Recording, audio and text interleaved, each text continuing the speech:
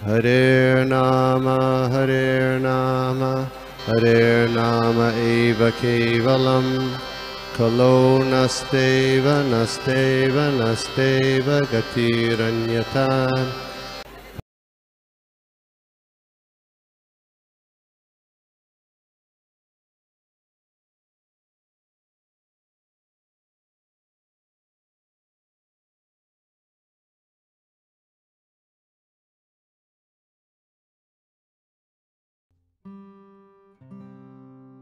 ओम नमो भगवते वासुदेवाय। ओम नमो भगवते वासुदेवाय। ओम नमो भगवते वासुदेवाय। नारायणं नमस्कृत्यं नरं चैव नरोत्तमं देवीं सरस्वतीं व्यासं ततो जयमुदीरयेत्। नष्टप्रायेषु भद्रेषु नित्यं भागवत सेवया भगवती उत्तमश्लोके भक्तिर्भवति नैष्ठिकी। नमो विष्णुपादाय कृष्णप्रेष्ठाय भूतले श्रीमते भक्तिवेदांत स्वामिनिति नामिने। नमस्ते सारस्वते देवी गौरवाणी प्रचारिणे निर्विशेष शून्यवादी पाश्चात्य देशतारिणे। जय श्री कृष्ण चैतन्य प्रभु नित्यानंद श्री अद्वैत गदाधर श्रीवासादि गौर भक्त वृंद। हरे कृष्णा कृष्ण कृष्णा हरे हरे, हरे राम राम राम हरे हरे। हरे कृष्ण महामंत्र की जय, श्रील प्रभुपाद की जय।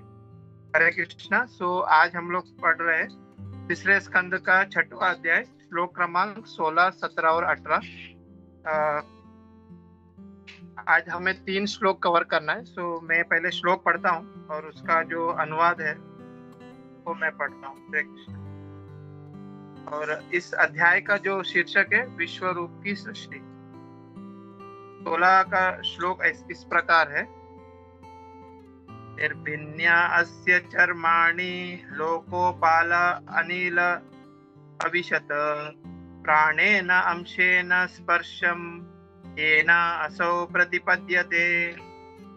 अनुवाद शिल प्रभुपाद द्वारा। शिल प्रभुपाद की जय। जब विराट रूप से त्वचा पृथक हुई तो वायु का निदेशक देव अनिल आंशिक स्पर्श से प्रविष्ट हुआ, जिससे जीव स्पर्श का अनुभव कर सकते हैं।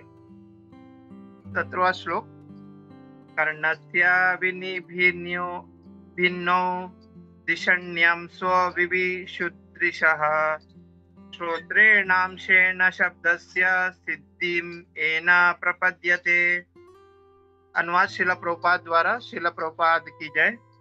जब विराट रूप के कान प्रकट हुए तो सभी दिशाओं के नियंत्रक देव श्रवण तत्वों समेत उनमें प्रविष्ट हो गए, जिससे सारे जीव सुनते हैं और ध्वनि का लाभ उठाते हैं।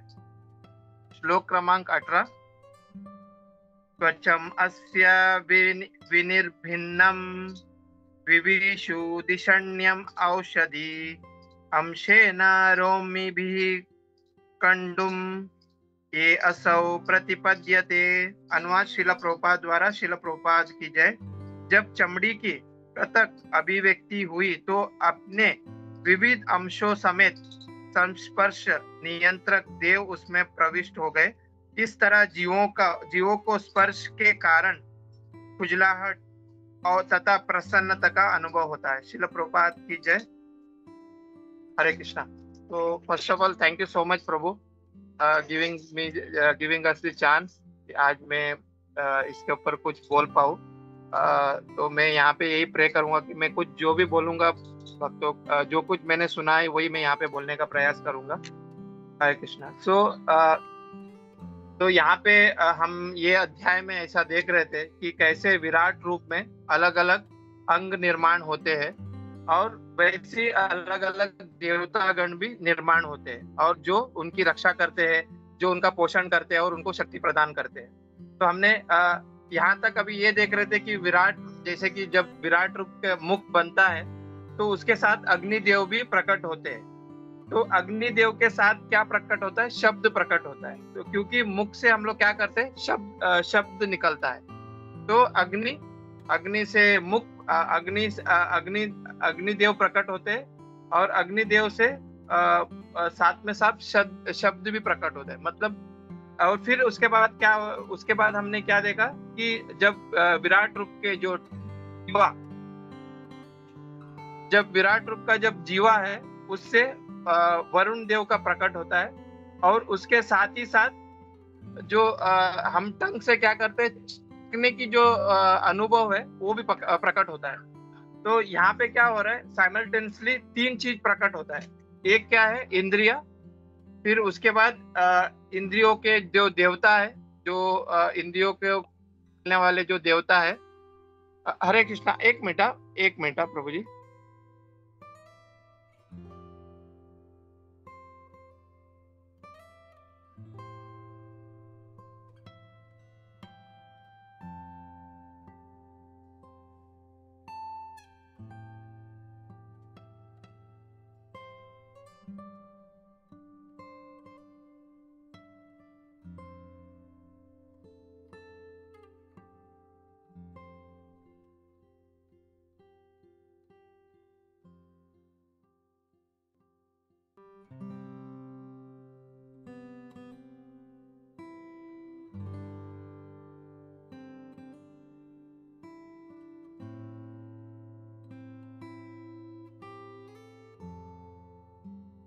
हरे कृष्णा, सॉरी माता जी, प्रभु जी, हरे कृष्णा शिलम।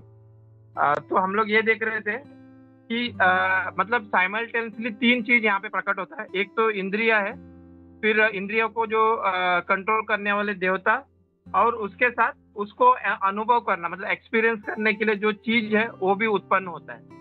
तो वैसे ही हमने ये देखा कि जब विराट रूप में जब नासिका, जब नाग का उत्पन्न होता है, नाग जब बनता है, तो हमने कल देखा था कि नाग के साथ अश्विनी कुमार, उनका आगमन होता है। क्योंकि अश्विनी कुमार जो है वो नाग जो क्या बोलते हैं, अपने नासिका है, उसके वो अधिष्ठाता देवता है। तो नाग, नाग के साथ अश्विनी कुमार, और उसके साथ ही साथ जो नाग से हम लोग क्या है, सुगंध ले सकते हैं, तो वो भी साथ में साथ प्रकट होता है। तो उसके बाद हमने कल ये भी देखा कि जब भगवान के विराट रूप है, उससे जब आंखें बनती है, तो उसके साथ साथ क्या, सूरज का प्रकट होता है। मतलब जो सूर्य भगवान है वो आंखों के अधिष्ठाता देवता है, और उससे क्या होता है कि हमें जो देखने की जो शक्ति है वो भी प्रकट होता है। तो ये ऐसा बताया जा रहा है कि मतलब ये जो साइमल्टेनियसली तीन चीज एक साथ प्रकट हो रहा है बोल के हमने अब तक ये देखा। फिर आज के श्लोक में हम क्या देख रहे हैं, जब हम 16वां श्लोक जब पढ़ रहे थे, उसमें क्या लिखते हैं प्रभुपाद जी की, विराट रूप से क्या त्वचा बनती है। जब विराट रूप से क्या अभी त्वचा का प्रकट होता है, और स्किन के साथ क्या कनेक्टेड है, स्पर्श। तो त्वचा के साथ उसका जो स्पर्श है वो कनेक्टेड है, और उसके जो देवता, उसके जो अधिष्ठाता देवता कौन है, यहाँ पे बता रहे वायुदेव। तो स्किन मतलब त्वचा के साथ स्पर्श, उसका जो कनेक्टेड है वो स्पर्श है, और उसके जो अधिष्ठाता देवता कौन है, वायुदेव। तो वो तीन चीज एक साथ प्रकट होता है। फिर जब हम 17वें जो श्लोक है उसमें जब आते हैं, तो वहां पे ये बताया जा रहा है कि विराट रूप से अभी कर्ण मतलब कान की उत्पत्ति हो रही है, और कान के जो कंट्रोलिंग जो डेटी कौन है, यहाँ पे ये बताया जा रहा है कि जो दिशा है वो उसके कंट्रोलिंग डेटी है। सभी दिशाओं के नियंत्रक वो है, उसके अधिष्ठाता देवता है। और यहाँ पे बताया जा रहा है कि उसके साथ क्या प्रकट होता है, सुनने का वो जो है वो चीज उसके साथ प्रकट होता है। मतलब कान के अधिष्ठाता देवता कौन है, सारे जो दिशा है वो उसके अधिष्ठाता देवता है, और जो उसके साथ क्या प्रकट होता है, जो एक्सपीरियंस क्या है, सुनने का जो चीज है वो प्रकट होता है।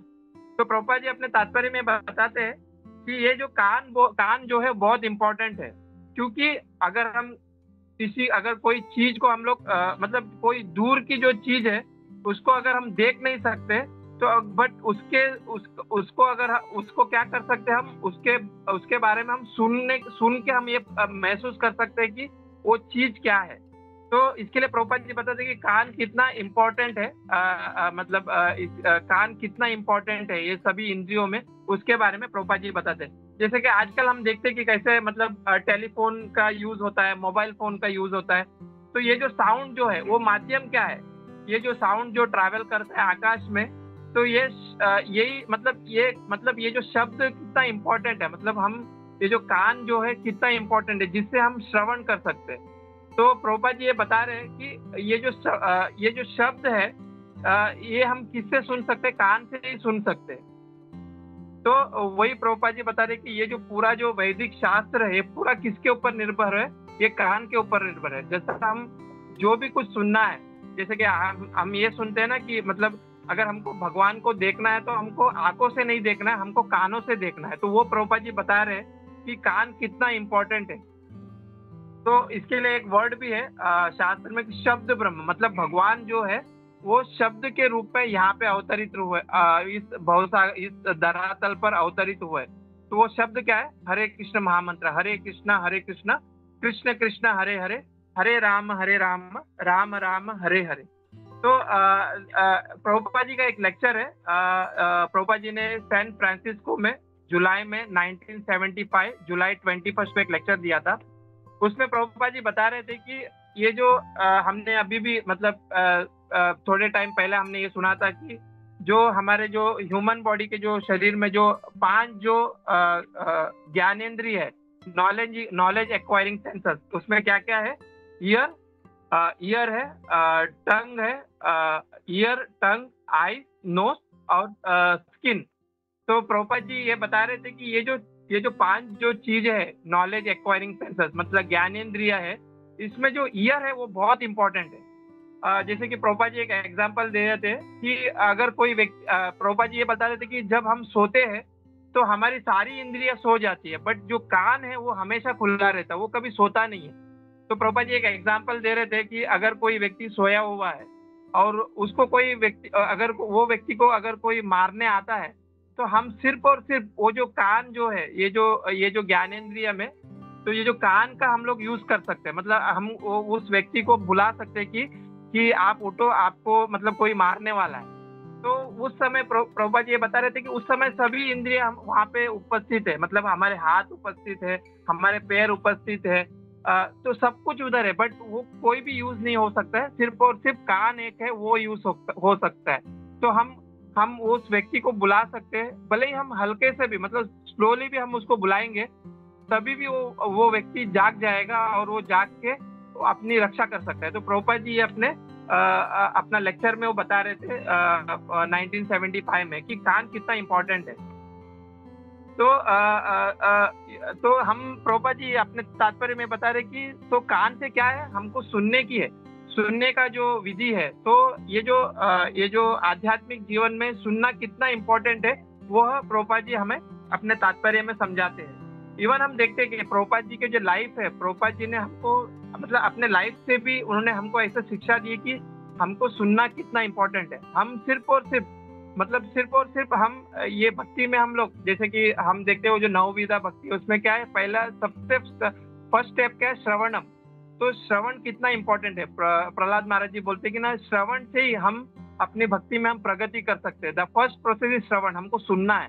तो इवन प्रभुपाद जी भी अपने लाइफ में अपने उदाहरण से ये हमको बताना चाह रहे हैं कि कितना मतलब सुनना कितना इम्पोर्टेंट है। कभी कभी प्रभुपाद जी अपने खुद के बुक्स, उन्होंने प्रभुपाद जी ने अपने बुक्स लिखे हुए हैं, वो खुद अपने बुक्स को सुनना चाहते हैं। तो एक टाइम ऐसा था कि जब जन्माष्टमी का जब महोत्सव था, तो प्रभुपाद जी मतलब ऑलमोस्ट लाइक 12 बज चुके थे, और प्रभुपाद जी ने अपने शिष्यों से बोला कि आप लोग कृष्ण बुक पढ़िए। तो सब भक्त लोग बहुत खुश हो गए, और एक भक्त ने फिर कृष्ण बुक पढ़ने स्टार्ट किया। तो पहला चैप्टर पढ़ा, फिर जैसे पहला चैप्टर खत्म हुआ तो लास्ट में वो लिखते ना कि दस the end of the first chapter. तो प्रभुपाद जी ने फिर बोला कि स्टार्ट सेकंड चैप्टर। तो फिर वो भक्त सेकंड चैप्टर पढ़ने लग गया। सेकंड चैप्टर पढ़ते फिर आखिर में वो भक्त ने बोला कि दस एंड द सेकंड चैप्टर, मतलब सेकंड चैप्टर अभी पूर्ण हुआ। तो सब लोग ऐसा, तो ऑलमोस्ट लाइक 12 बज चुके थे। तो सब लोग को ऐसा लगा कि चलो प्रभुपाद जी अभी बंद करेंगे। तो प्रभुपाद जी ने आगे बोला कि थर्ड चैप्टर। तो सब भक्त लोग एकदम थके हुए थे। मतलब हम देखते हैं कि जब जन्माष्टमी में सब लोग फास्टिंग रखते हैं तो एकदम वीक हो जाते हैं हम लोग। फिर मतलब प्रभुपाद जी हमें वो सिखाना चाह रहे थे कि कितना इंपॉर्टेंट है हमको सुनना। तो प्रभुपाद जी ने बोला कि थर्ड चैप्टर। तो भक्त लोग अभी प्रभुपाद जी ने बोला है तो फिर थर्ड चैप्टर पढ़ने गए। पढ़ते फिर वो भक्त ने बोला कि दस the end of the third chapter. तो जैसे थर्ड चैप्टर फिनिश हुआ तो प्रभुपाद जी ने बोला कि फोर्थ चैप्टर। तो फिर एकदम मतलब भक्त लोग एकदम परेशान हो गए, मतलब कि अभी प्रभुपाद जी को बोले कैसे। फिर भी वो भक्त ने पढ़ने स्टार्ट किया। और जैसे ही वो भक्त ने बोला कि 10 end of the 4th chapter, तो प्रभुपाद जी ने भक्त लोग से पूछा कि आप लोग थक गए हो क्या? तो एक भक्त ने बोला कि हाँ प्रभुपाद जी, हम लोग बहुत थके हुए हैं। तो बोला कि प्रभुपाद जी ने बोला कि ठीक है, मतलब अभी हम लोग यहाँ पे रुकते हैं। हम उसमें देख सकते हैं कि प्रभुपाद जी को मतलब और भी सुनने की इच्छा थी, बट प्रभुपाद जी ने भक्त लोग को देखकर प्रभुपाद जी ने उसको रुका दिया। तो यहाँ पे हम देखते हैं कि ना प्रभुपाद जी मतलब कितने गुड लिसनर थे, मतलब वो अपने जीवन चरित्र से ही बता रहे कि वो कितने मतलब अच्छे लिसनर है। क्योंकि प्रभुपाद जी को भी पता था कि सिर्फ और सिर्फ हम लोग भक्ति में आगे कैसे बढ़ सकते हैं, सिर्फ और सिर्फ श्रवण से। अगर हम लोग श्रवण बहुत अच्छे से किए, और जब हम श्रवण अच्छे करेंगे तब जाके हम अपने लाइफ में उसको पालन कर सकते हैं। अगर हमारा श्रवण सही नहीं है तो हम वो लाइफ में हम लोग उसको पालन नहीं कर पाएंगे। तो प्रभुपाद जी अपने जीवन चरित्र से भी हमको ये सिखाना चाहते हैं। इवन हिज होनेस महाविष्णु गोस्वामी महाराज जी बोलते हैं कि ये जो सुनना जो है बहुत इंपॉर्टेंट है। जैसे कि वो जो सोया हुआ व्यक्ति को भी हम सिर्फ और सिर्फ आवाज लगा के हम आवाज से हम आवाज लगा के उसको उठा देते हैं, उसी तरह से ये जो जितने भी ये जो बद्ध अवस्था में जो जीव सोए हुए हैं, इस भौतिक संसार में फंसे हुए और भौतिक संसार के पीछे मतलब पड़े हुए हैं, और ऐसे मतलब इग्नोरेंस में वो जो सोए हुए, ये सिर्फ और सिर्फ परम पूज्य महाविष्णु गोस्वामी महाराज बोलते कि सिर्फ और सिर्फ हम उसको सिर्फ और सिर्फ कानों के माध्यम से, वो जब भगवान की हरि कथा जब सुनेगा तब जाके वो जो जीव है वो उठ सकता है और इस भौत सागर से वो पार हो सकते हैं। इवन हमारे जो भक्ति शास्त्री के जो हमारे टीचर है हिज ग्रेस मधुसूदन प्रभु, वो एक बार ऐसा बता रहे थे कि मतलब ये जो सुनने की जो विधि है कितने इम्पोर्टेंट है कि मतलब सिर्फ हम लोग सिर्फ मतलब जो सुनना है हमें सिर्फ भगवान कृष्ण से, या तो हम भगवान कृष्ण के जो भक्त है उनसे जब हम सुनेंगे तब जाके हमारी जो भक्ति बढ़ सकती है। क्यों ऐसा बोल रहे हैं? तो प्रभुपाद जी ऐसा बता रहे थे कि जब हम ये जो सुनने की जो विधि है हम जब सुनते हैं तो हम जब एक सही जब व्यक्ति से जब सुनते हैं, पहले तो प्रभु जी बता रहे थे कि जब हम सुनना जो है उससे हमारा जो नजरिया है वो बदल जाता है, मतलब एक एटीट्यूड हमारे सामने सेट होता है। जैसा कि अगर समझो कभी हम ऐसे जो नॉन डिवोटी से सुनते हैं, प्रभु जी ऐसा बता रहे थे कि क्या मतलब किसी को ये नहीं पता है कि मतलब भगवान कृष्ण जेल में जन्म लिए। तो प्रभु जी बता रहे थे कि सबको पता है कि भगवान कृष्ण जेल में जन्म हुए। क्या किसी को ये नहीं पता है कि भगवत गीता है? सबको पता है कि भगवत गीता बुक्स है। और क्या किसी को ये नहीं पता है कि भागवतम है? सबको पता है कि भागवतम भी एक ग्रंथ है। पर प्रभु जी बताते कि ये सिर्फ मतलब इतना ही इनफ है, मतलब इतना ही मतलब काफी है क्या भगवान के धाम में पहुंचने के लिए? तो प्रभु जी बोलते कि इतना काफी नहीं है भगवान के धाम में पहुंचने के लिए। सबको पता है कि भगवान कृष्ण भगवान जेल में उनका मतलब जेल में वो अवतरित हुए, जेल में वो आए, उनका जो जन्म जेल में हुआ करते, बट इतना काफी नहीं है। क्योंकि जो हम जब सुनते हैं और जब हम सही लोगों से जब सुनते हैं तो हमारे सामने भगवान का जो अस्तित्व है वो सेट होता है, हमारे सामने वो एटीट्यूड सेट होता है। और जब हम भक्तों के मुकाबले से सुनते हैं, क्योंकि भक्त के अंदर वो भक्ति, वो जब बोलता है तो वो भक्ति से मतलब भक्ति भावना से जब बोलता है, और तब जाके वो जो भक्ति जो है वो ट्रांसफर होता है हमारे लाइफ में, और तब जाके हम जो हमारे लाइफ में हम भगवान की भक्ति कर पाते हैं। तो इसके लिए प्रभु जी बता रहे थे हिज ग्रेस मधुसूदन प्रभु कि सुनना जो है वो इम्पोर्टेंट है ही है, बट हम किससे सुनना है? हमें भक्तों मतलब जो भगवान के भक्त है उससे ही हमको सुनना है, जो गुरु शिष्य परंपरा से आए हुए उससे ही हमको सुनना है करके हिज ग्रेस मधुसूदन प्रभु जी बता रहे थे। तो यहाँ पे इस श्लोक में यही प्रभुपाद जी समझा रहे कि जो कान है वो कितना इम्पोर्टेंट है। ये जो 5 जो हमारी जो ज्ञानेंद्रिय है उसमें कान कितना इम्पोर्टेंट है उसके बारे में प्रभुपाद जी इस 17वें श्लोक में बता रहे हैं। फिर उसके बाद जो आखिर का जो श्लोक है 18वां, उसमें बता रहे कि जब त्वचा बनता है उसके साथ साथ क्या है, स्पर्श मतलब जो टचिंग सेंसेशन है वो भी बनता है। और उसके साथ जैसे कि साथ साथ उस सेंसेशन के साथ कि अलग अलग चीजों का अनुभव करते हैं, जैसे कि हमको जैसे खुजली होती है और उससे भी हमको क्या खुशियां मिलती है। तो ये जो जब स्पर्श बनता है, स्पर्श के साथ जो अनुभव करते हैं हम लोग टचिंग सेंसेशन का, उसके वो भी मतलब अलग अलग इसमें बनता है, मतलब कभी हमको उससे खुशी भी मिलती है। तो प्रभुपाद जी अपने तात्पर्य में बता रहे हैं कि ये जो स्पर्श का अनुभव करने के लिए दो चीजें बहुत जरूरी है, एक तो स्पर्श और एक वो है कि ईचिंग सेंसेशन, मतलब वहां पे बता रहे कि जो खुजली का जो सेंसेशन है वो भी बहुत जरूरी है। वो दो चीजें यहाँ पे प्रभुपाद जी बता रहे हैं। और ये दोनों चीजों को ये दोनों चीजें किसके ऊपर निर्भर है, एक तो हमारे स्किन त्वचा और हमारे जो स्किन के ऊपर जो बाल है ना उसके ऊपर ये निर्भर है। तो प्रभुपाद जी ये बता रहे कि हमारे शरीर में ऐसा कुछ भी चीज नहीं है वो मतलब ऐसा कुछ भी चीज नहीं वो बेकार है। इवन जो बाल भी है, हमने ये देखते हैं कि हमारे शरीर में जो बाल है वो भी किसी ना किसी एक रोल निर्भर कर रहा है, मतलब वो भी मतलब उसके ऊपर भी कोई ना कोई डिपेंड है। मतलब हम हमेशा देखते हैं अपने बालों के हो ना, तो बट ये भी एक चीजें है, वो भी किसी न किसी के ऊपर हुआ, मतलब कोई भी वो मतलब दूसरे चीज के ऊपर डिपेंड है। तो प्रभुपाद जी अपने तात्पर्य में बता रहे हैं कि जो विश्वनाथ चक्रवर्ती ठाकुर जी है वो बताते हैं कि ये जो त्वचा और त्वचा के ऊपर जो बाल है उसके भी अधिष्ठाता देवता है। तो विश्वनाथ चक्रवर्ती ठाकुर जी अपने तात्पर्य में बताते हैं कि ये जो त्वचा जो है, जो स्किन है, उसके जो देवता कौन है, वायु, वो उसके देवता मतलब उसके अधिष्ठाता देवता है। क्योंकि हम देखते हैं जो हवा जो बहती है वो हमारे स्किन के ऊपर भी बहता है और स्किन के नीचे भी, मतलब स्किन के अंदर भी जो चीजें उसके अंदर भी वो हवा बहते रहता है, हवा का ट्रांसफॉर्मेशन होता रहता है।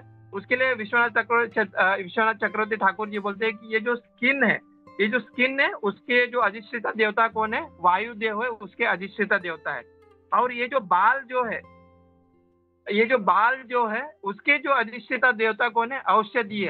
अगर हम परपट में पढ़ते हैं उसमें प्रभुपाद जी क्लियर मेंशन करते हैं 18वां श्लोक में कि ये जो औषधि जो है, ये जो देव करके औषधीय बोल के एक देव है, वह ये बाल के अधिष्ठाता देवता है। तो यहाँ पे प्रभुपाद जी यही बता रहे कि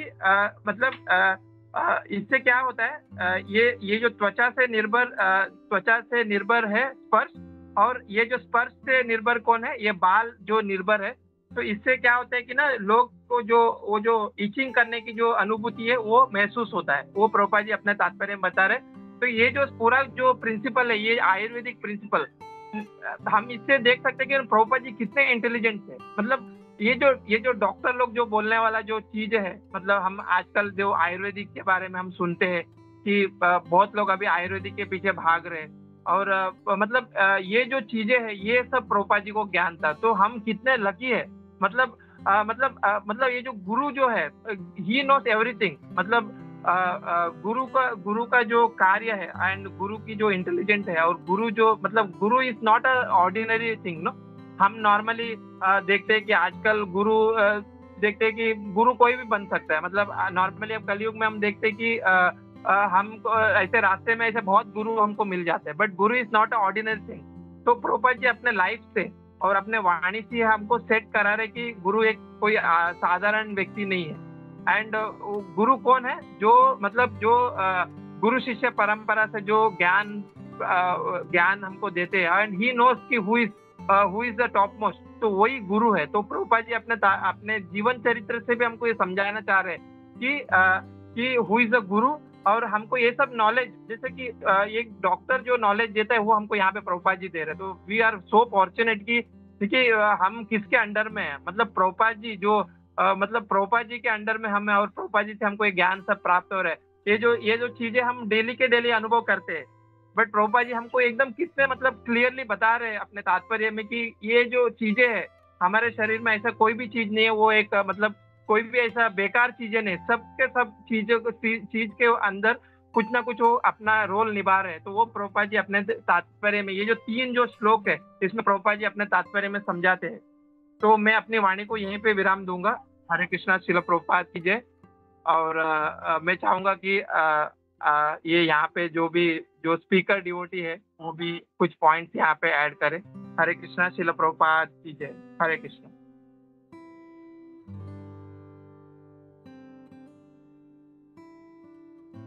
हरे कृष्णा प्रभु जी, दंडवत प्रणाम। प्रभु जी आज विद्वान प्रभु जी का था एडिशनल स्पीकर में, पर वो किसी कारण से वो ज्वाइन नहीं कर पाया, तो उन्होंने ये सेवा मुझे दी है जो मैं बोल रही हूँ। तो थैंक यू प्रभु जी, आपने बहुत अच्छे से ये तीनों श्लोक को समझाया।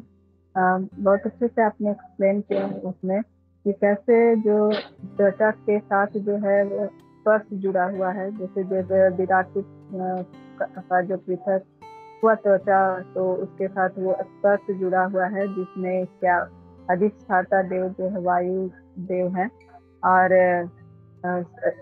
जो इसके जो 18 श्लोक था उसमें आपने इसी से जो बताया कि त्वचा के साथ साथ जो है वो सेंसेशन भी बनता है, जैसे कि हम लोग अभी देखे कि कैसे उसमें सेंसेशन होता है, जिसमें व्यक्ति जो है वो अनुभव करता है, वो एक खुजलाहट और ये हैप्पीनेस जो प्रभुपाद अपने अनुवाद में तात्पर्य में बता रहे हैं। और इसे 17 वर्ष में प्रभु जी आपने बहुत अच्छा श्रवण का इम्पोर्टेंस बताया, जैसा कि हमेशा हम लोगों को, जैसे कि जो 9 प्रोसेस है डिवोशनल सर्विस का, जिसमें सबसे पहला जो है इम्पोर्टेंस जो है वो श्रवण का ही है। और इस श्लोक के माध्यम से प्रभुपाद हमें ये बताना चाह रहे हैं कि हमारे कान जो है वो जिस तरह से, जैसे अभी इसमें श्लोक में बताया जा रहा है कि कैसे जो विराट रूप का जो कान जो अलग हुआ, उसमें जो है वो श्रवण जो है वो उत्पन्न हुआ, जिसके माध्यम से हम लोग सुन सकते हैं। और इसमें आपने बहुत अच्छे से एग्जाम्पल देके बताया कि कैसे प्रभुपाद हमेशा जो है अपने लेक्चर में श्रवण का इम्पोर्टेंस बताते हैं। मतलब कि अगर हम लोगों को भक्ति में प्रोग्रेस करना है तो हम लोग श्रवण के माध्यम से ही प्रोग्रेस कर सकते। तो इसमें हम लोगों को हम लोग को समझने वाली बात है कि कान हमारे कितने इम्पोर्टेंट है, जिसके माध्यम से हम लोग भक्ति में आगे बढ़ सकते हैं। तो और ये जो है जब हम लोग किसी परंपरा से आए हुए जो रहते हैं उनके माध्यम से हम लोग सुनेंगे तो हमारा डिवोशनल सर्विस जो है वो आगे बढ़ेगा। और प्रभु जी हम एक लेक्चर सुन रहे थे, तो उसमें वो एक प्रभु जी थे, वो बता रहे थे कि जब एक शिशु अपने माँ के गर्भ में रहता है तो उसके बॉडी में सबसे पहले जो है वो कान ही डेवलप होते हैं ऐसा। और जब व्यक्ति की मृत्यु होती है तो सारा बॉडी का जो पार्ट होता है वो काम करना बंद कर देता है, लेकिन कान जो है वो एक्टिव रहता है। तो यहाँ पे हम लोग देखेंगे कि कान हमारे बॉडी का कितना इम्पोर्टेंट पार्ट है। तो इसको हम लोगों को अपने जो हम भगवान हमें ये कान जो दिए हैं, जिससे हम लोगों को सुनने की शक्ति डेवलप हुई है, तो हम लोगों को इसका उपयोग जो है ज्यादा से ज्यादा भगवान की कथाओं को सुनने, उनके नामों, उनके रूप गुण लीलाओं को सुनने में लगाना चाहिए, जिससे हमारा जो क्या होगा, भक्ति में आगे प्रोग्रेस होगा। और इतने ही प्रभु जी, thank you so much. Hare Krishna. या थैंक यू माता जी, थैंक यू, बहुत अच्छा आपने वो पॉइंट ऐड किया माता जी कान के ऊपर। थैंक यू सो मच माता जी। या हरे कृष्णा। यस वैजयंती माता जी। हरे कृष्णा प्रभु जी, धन्यवाद, प्रणाम। Was an excellent lecture, Prabhuji. When I was just looking when I was looking at the purports, इतना छोटा purports है, how is it possible to even talk for 5-10 minutes?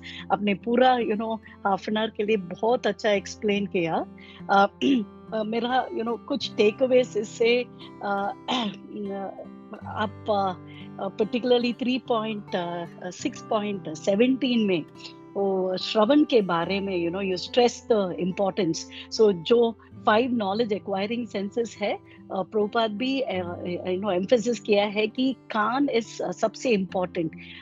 जब हम सोते हैं उस समय भी बाकी सब senses are sleeping, but our ears are the ones that are still functioning. And अगर किसी सोने वाले को वेक अप करना है तो ईयर्स से ही फर्स्ट हो जाता है। देन आपने ये 9 प्रोसेस ऑफ डिवोशनल सर्विस में the first one Shravan again इस वर्स का इम्पोर्टेंस वो कनेक्ट करके बहुत अच्छी तरह आपने एग्जाम्पल भी दिया है प्रभुपाद जी का, वो कृष्णा बुक पढ़ने का। एंड आपने ये भी बताया कि Prabhupada ji very good listener, so हमें भी we have to acquire that quality. Mahavishnu Goswami Maharaj के बारे में भी आपने बताया, वो पॉइंट भी बहुत सटल एंड इम्पोर्टेंट था प्रभु जी, कैसे लिसनिंग इज इम्पोर्टेंट। जो इग्नोरेंट जीवास है, इग्नोरेंट जीवास को वेकअप करने के लिए, वो सब सो रहे हैं, उसको वेकअप करने के लिए वी हैव टू यूज श्रवण, यानी थ्रू द माध्यम of the ears. And Madhusudan Vishnu ji का भी, विष्णुदास प्रभु जी का भी आपने रेफरेंस किया कि हमें लिसन करना है, एंड लिसन करने से हमारा एटीट्यूड भी चेंज हो जाता है। पर ये भी इम्पोर्टेंट है हम किससे we are listening, it should be from the pure devotees of the Lord. आनंदमयी माता जी ने भी बहुत इंटरेस्टिंग एग्जाम्पल दिया था अबाउट हाउ जो शिशु है मदर के वूम्ब में भी इट लिसन्स। सो इमीडिएटली मुझे प्रहलाद महाराज का भी child was not even born, but he was still listening to what Narad Muni was saying. If I'm correct, I may be wrong on that, but if I remember that, Prabhuji, मुझे वो याद आया। And दूसरा importance of श्रवण के लिए ब्रह्मा जी भी when he was doing वो तप only when he heard it got woken up, and पूरा the secondary or second set of creation सब शुरू हुआ after he got the knowledge. And मुझे एक और थिंग विश्वम्बर प्रभु जी ने वो 3 सोर्सेज ऑफ नॉलेज के बारे में उसके लेक्चर में दिए थे, प्रत्यक्ष प्रमाण, अनुमान प्रमाण एंड शब्द प्रमाण। वो ही that is through the years only हमें the right way to understand the right knowledge, उसका भी my attention went to that. Prabhuji, I just wanted to add a few things, not add, just share a few things. मैंने गौरंग दर्शन दास का book I was just looking at, Bhagavat Subodhini, उसमें प्रभु जी ने actually totally I think 15 gross organs है। सो ये chart बना के दिया है इसके बुक में। 15 gross organs है। देन उसका कंट्रोलिंग डेटी यानी आदि देव कौन है उसका भी ही इज मेंशन्ड। देन वो सटल सेंस ऑर्गन क्या है, आध्यात्मा। एंड देन वो सेंस ऑब्जेक्ट यानी तन मात्रस एंड एक्टिविटी आदिभूता वो क्या है। सो जस्ट टू समराइज ये 3 वर्सेस के लिए ग्रॉस ऑर्गन यहाँ ग्रॉस स्किन है यानी चर्मा, एंड कंट्रोलिंग डेटी अनिला, वो सटल ऑर्गन यानी अध्यात्म स्किन है, एंड वो sense object and activity to realise tactile knowledge यानी टच। एंड 3.10.17 में यस कर्णा दिक देवता, जैसे आपने बताया द डायरेक्शन दिखाने वाले वो देवतास, एंड उसका सटल सेंस ऑर्गन है श्रोत्र यानी हियरिंग प्रिंसिपल, एंड उसका सेंस ऑब्जेक्ट एंड एक्टिविटी क्या है, to hear different sounds. And 3.10.18 में स्किन यानी त्वचा, एंड यहाँ controlling deities personified, and वो सटल सेंस ऑर्गन रोमा यानी hairs on the skin, and उसका sense object and activity itching and happiness due to touch. Hare Krishna Prabhuji. Once again, thank you very much for your lecture. And if I made any mistakes, I apologize, Prabhuji. Sabhi ko dandavat pranam. Yeah, thank you so much, Mataji, adding so many points, Mataji. Thank you so much, Mataji. Hare Krishna. Srila Prabhupada ki jai. Hare Krishna.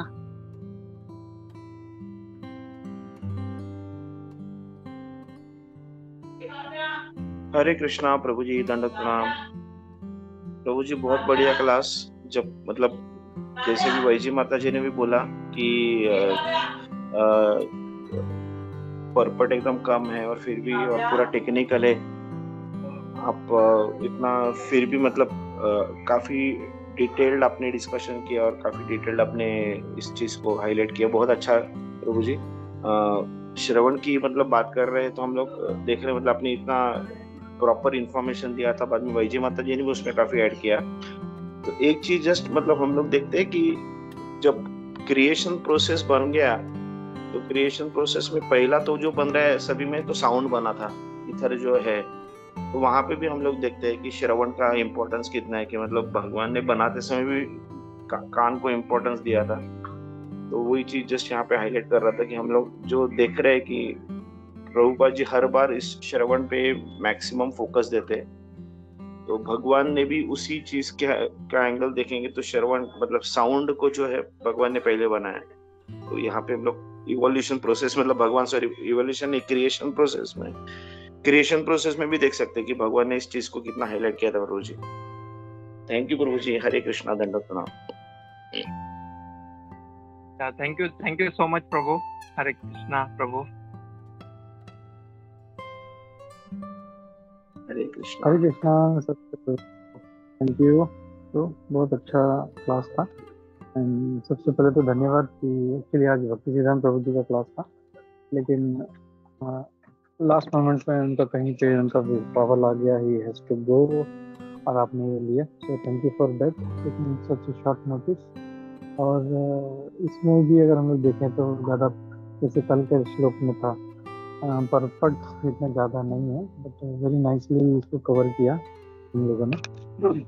और दूसरा खाली ये था कि मतलब बहुत अच्छे से सारा जो तीनों वर्स हैं तीनों कि कैसे मतलब आते हैं, जब भगवान विष्णु के जब जो भी इंद्रिय आ रहे हैं उनके साथ उनके देवता भी आते हैं और उनके साथ हमारा जो सेंस ऑब्जेक्ट है वो भी आ रहा है। So that was nice. So काफ़ी कुछ अच्छा डिटेल में लिया आपने। So thank you for that Prabhu.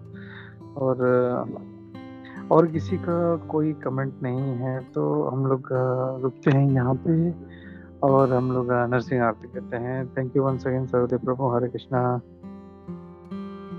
Hare Krishna prabhu. Thank you so much prabhu giving the chance से हम मतलब अपनी भक्ति में प्रगति हो प्रभु। Thank you so much. Hare Krishna.